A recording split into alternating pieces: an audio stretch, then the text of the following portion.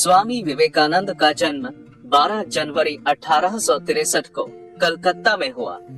उनका बचपन का नाम नरेंद्र नाथ था। उनके पिता श्री विश्वनाथ दत्त कलकत्ता हाईकोर्ट के एक प्रसिद्ध वकील थे और उनकी माता श्रीमती भुवनेश्वरी देवी धार्मिक विचारों की महिला थी। उनका अधिकांश समय भगवान शिव की पूजा अर्चना में व्यतीत होता था। बचपन से ही नरेंद्र अत्यंत बुद्धिमान होने के साथ साथ नटखट भी थे। उनके घर में नियम पूर्वक पूजा पाठ होता था। परिवार के धार्मिक एवं आध्यात्मिक वातावरण के प्रभाव से बालक नरेंद्र के मन में बचपन से ही धर्म एवं अध्यात्म के संस्कार गहरे पड़ गए। उनके मन में ईश्वर को जानने और उसे प्राप्त करने की लालसा दिखाई देने लगी थी। ईश्वर के बारे में जानने की उत्सुकता में कभी कभी वे ऐसे प्रश्न पूछ बैठते थे कि स्वयं माता पिता और कथावाचक पंडित जी तक चक्कर में पड़ जाते थे। माता पिता ने बड़े लाड प्यार से अपने इस विलक्षण बालक का पालन पोषण किया। 5 वर्ष की आयु का होने पर उन्होंने नरेंद्र की पढ़ाई की व्यवस्था घर पर ही कर दी। नरेंद्र ने मन लगाकर पढ़ना लिखना शुरू कर दिया। पढ़ाई के साथ साथ बालक नरेंद्र अपने घर में या अड़ोस पड़ोस में होने वाले धार्मिक आयोजनों में भाग लेकर कीर्तन करने में और ध्यान लगाकर बैठने में रुचि लिया करते। धीरे धीरे उनके मन में ईश्वर को जानने की जिज्ञासा बढ़ने लगी। इसके लिए वे ब्रह्म समाज के कार्यक्रमों में भी गए और भी कई साधु संतों के पास घूमे, लेकिन उनके मन को संतोष न मिल सका। कुछ समय बाद नरेंद्र के पिता का देहांत हो गया। घर का सारा भार नरेंद्र पर ही आन पड़ा। घर की आर्थिक दशा बहुत खराब थी। इसी बीच उन्हें अपने एक परिचित के घर स्वामी रामकृष्ण परमहंस के दर्शन करने का सौभाग्य प्राप्त हुआ। स्वामी रामकृष्ण की भक्ति देखकर वे उनसे अत्यंत प्रभावित हुए और दक्षिणेश्वर मां काली के मंदिर आने जाने लगे। स्वामी रामकृष्ण से भी वे अक्सर यही पूछा करते थे, भगवान कहाँ हैं, कैसे हैं और उन्हें कैसे प्राप्त किया जा सकता है। वहीं पर उन्होंने संन्यास की दीक्षा भी ली।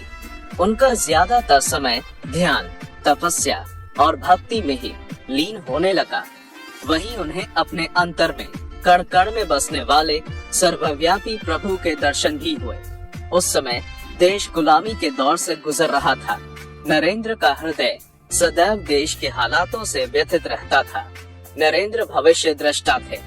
उन्होंने एक नए समाज की कल्पना की थी। ऐसा समाज जहां धर्म या जाति में कोई भेद न हो और सभी को समान भाव से एक ईश्वर के नाते पहचाना जाए। नरेंद्र को देश के युवकों से बड़ी आशाएं थी और देश के युवा भी उन्हें बड़े आदर भाव से देखा करते थे। उनके जीवन में कई अद्भुत घटनाएं घटित हुई। कई चमत्कारों और दिव्य विचारों से उनका जीवन भरा रहा।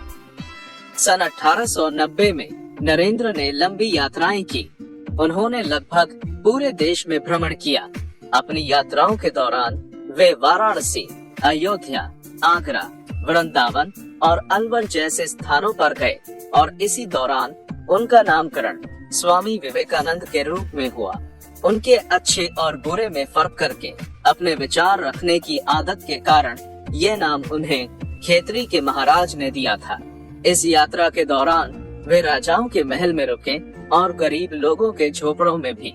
इससे उन्हें भारत के विभिन्न क्षेत्रों और वहां निवास करने वाले लोगों के संबंध में पर्याप्त जानकारी मिली।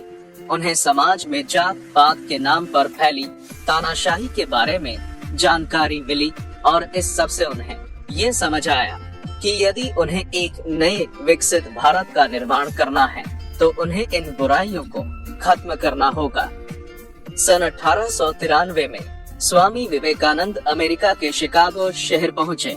यहाँ संपूर्ण विश्व के धर्मों का सम्मेलन आयोजित किया गया था। इस सम्मेलन में एक स्थान पर सभी धर्म गुरुओं ने अपने अपने धर्म की पुस्तकें रखी थी। वहाँ हमारे देश के धर्म के वर्णन के लिए रखी गई एक छोटी सी किताब थी, श्रीमद् भगवत गीता, जिसका कुछ लोग मजाक बना रहे थे।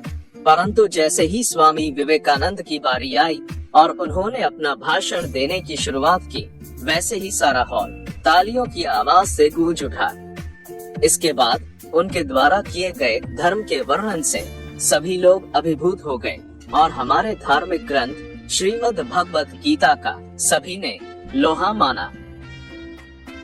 स्वामी विवेकानंद केवल एक संत ही नहीं थे, बल्कि एक महान देशभक्त, प्रखर वक्ता, विचारक और लेखक भी थे। उनका विश्वास था कि पवित्र भारत देश धर्म और दर्शन की भूमि है। इसी देश में बड़े बड़े ऋषि मुनियों ने जन्म लिया है। यह भूमि संन्यास एवं त्याग की भूमि है और केवल यही आदिकाल से मनुष्य के लिए जीवन एवं मुक्ति का द्वार खुला हुआ है। स्वामी विवेकानंद ने 4 जुलाई 1902 को बेलूर में रामकृष्ण मठ में ध्यान लगाकर अपने प्राणों का त्याग कर दिया। आकाश महाकाश में मिल गया और वे परम निर्वाण को प्राप्त हुए। उनके शिष्यों ने उनकी स्मृति में वहाँ एक मंदिर भी बनवाया।